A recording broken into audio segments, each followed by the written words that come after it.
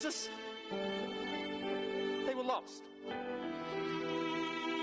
4, it was just as Jesus said, without the shepherd to guide them, the sheep, they will scatter. The next morning, following the day which had been both Sabbath and Passover, as early as they could, and whilst it was still dark, Mary Magdalene and some of the other women set out in the cold, grey dawn and go to the tomb. They are full of pure love, have simple faith, with oil and perfume to anoint our dear Lord's body.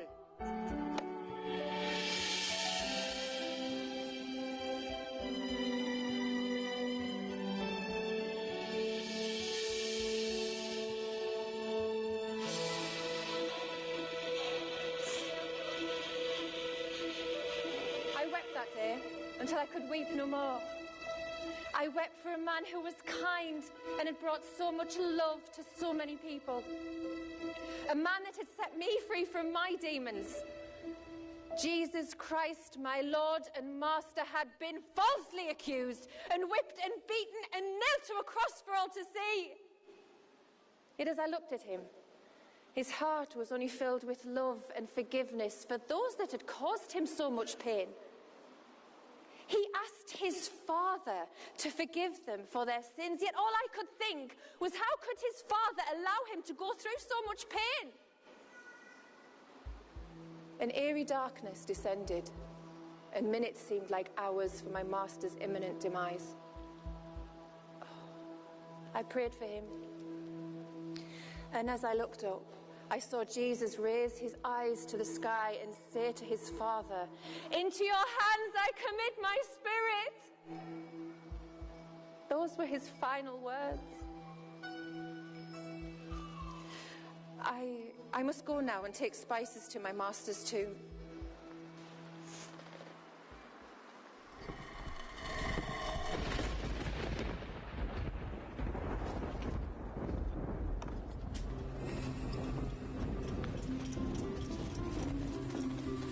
Mary, no. You don't like it, Mary, no. Don't go in, Mary. I don't like it. I really don't like it.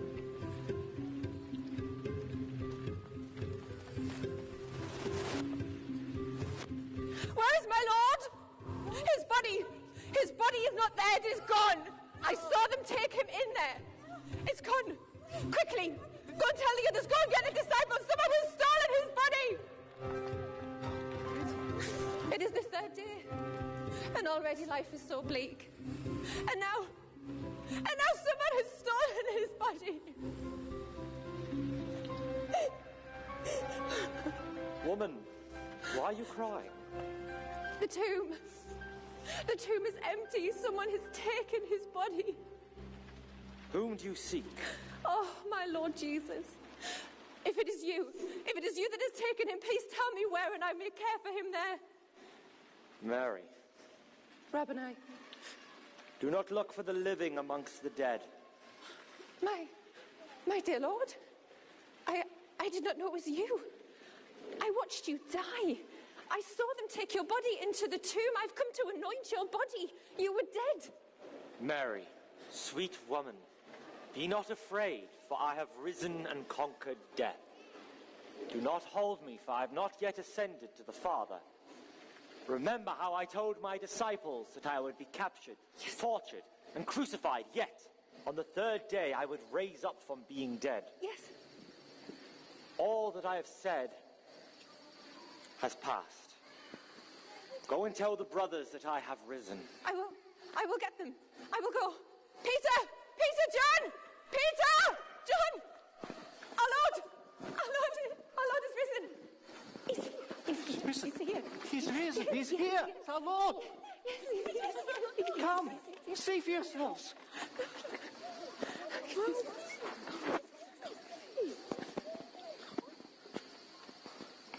John, here are the cloths, and here's the cloths neatly folded, separate from the linen bandages. This is not robber's work. Mary says that Jesus has risen. Oh, I so want to believe her. Peter, John, be not afraid. Master, you were dead. Master, have you risen from the dead? As was written by the prophets, I have risen. Does that mean you'll be with us forever now, Lord? I will be with you always. Even though you cannot see and touch me, I am in all people's hearts. Search for me, and there I am. But why did you come for us? We're just simple fishermen. It's the world that needs you. I come for the world. My resurrection is a sign that the sins of the world have been removed. My death, the sacrifice, my resurrection, the sign, which you are all witnesses of this. Yes. Thomas isn't here. Go to him. All my disciples are to be fishers of men. Your task is to spread my word. Let your heart not be worried or troubled. I tell you this, down through the ages, when memories of conquerors and kings have all but faded, through your words they will know of me. Yes. Jesus has come back to us. Unless I put my hands over the wounds the nails and spears made, I cannot believe. He's alive! He's dead. He's alive! Peace be with you, Thomas. Please, forgive me, Lord, as you are my Lord and my God. Because you have seen, you have believed. Blessed are those who believe who do not see. Peter, come walk a little way with me. Peter, do you love me? My lord, you know that I love you. Then feed my lambs. Peter, do you truly love me? Lord, you know that I truly love you. Then tend to my sheep. Peter, do you love me above all things? Lord, you know all things. You know that I truly love you. Then feed my sheep. Be the shepherd of my flock. Peter, when you are older, they will spread your arms and take you to a place you do not want to go. Me? Crucified? This is how you will serve me, Peter. Build my church. Be its rock. Let the truth ring out for all to hear, that it may last forever. This will be the last time that you see me, until I come again. And blessed are those who believe who do not see me. For I have done my Father's work. I have taught his word, suffered, and died, as foretold in the scriptures. Go, now, each one of you, and be my disciples. Love my church. Be its strength, that it may offer salvation to all mankind. Spread faith. Praise the Father. Keep his commandments, so the world may grow in peace, and generations still unborn may live in fellowship and harmony. Be bold. Teach love, that a man should love his neighbor as himself. Live my words, and show that you love your neighbor. Forgive those who sin against you, and you will receive forgiveness. Have courage. Take faith. For my burden is easy, and my burden light. Know also that my spirit is in you, all of you. Search for me, for there I am. I go now to the Father. My peace I leave you. Jesus! Jesus! Brothers, let's go fishing!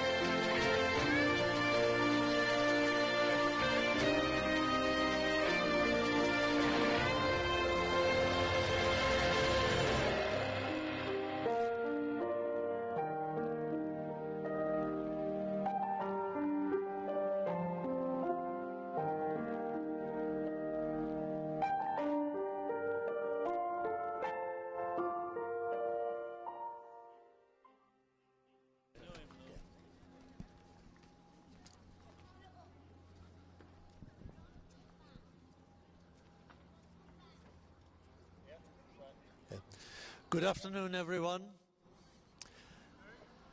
We've all been treated to an extraordinary performance of a story that we knew quite well in the first place. You are here because of faith or curiosity, and I thank you for being here, because the dramatic telling of the story helps us to see things that perhaps we haven't seen quite so clearly before. I want to suggest to you that if there was a portion of the story, a line of the story, just a word from the story that impacted you, take that home, think about it, because it is a message to ponder upon. We have been treated to an awful lot of the fruits of work that goes back 4 years. The cast and the volunteers, the people working behind the scenes, to them we owe them a great debt of gratitude. The story that we have witnessed is a love story. It's a story of a God who becomes one of his own creatures. It's mad, but love does mad things. Our God came amongst us to show us how his Father wants us to live. And he continues to be present in you. We are the people who continue to love, to bring the presence of God into our world, to soak up some of the brutality and selfishness that Jesus took on himself, in order that we would be free to live and work in his name. We are the people through whom he continues to work in this town and beyond. You are the ones who carry his light, his love, and his compassion to others. I want you to feel important, because you are. You make such a difference, and that is how our God chooses to live amongst us. He knows each one of us by name. We are the people who have this extraordinary and wonderful identity to wear his face and to be for one another the very presence of a God who chose to inhabit human nature and live among us. I want, in your name, to thank a number of very significant people. I want to name Rachel Masters, our chair, Eileen Harrop, our producer, and the marvelous Sam Bradshaw, who is our performance director. I run the risk of naming other people because, in fact, I could go down the whole list here. But I want to mention Keith Blundy, who is our sound technician. And it's a very difficult thing in a theatrical space with all these corners, with all the difficulties of so many radio mics, to make possible what we have been treated to this afternoon. I want also to mention the props team under Alice Guthrie and Brian Hanson for the costumes and the props and for helping to make so many things possible. Gail Fiddler, who led the makeup team, and the many others who have made possible this extraordinary production this afternoon.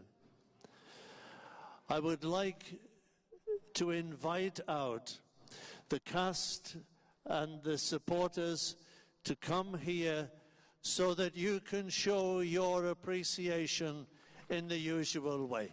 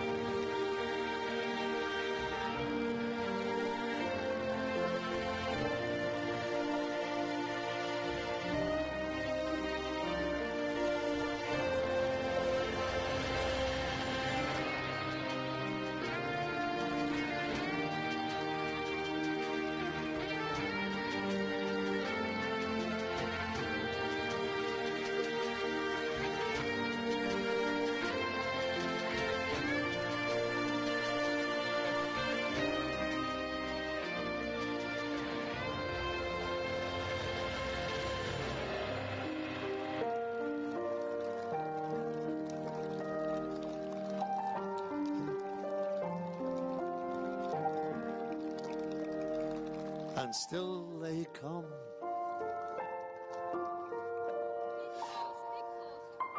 Yes, thank you all very much indeed. From a full heart, the people here bow and thank you for your skill, for the time that you have given, and for everything that you have made possible.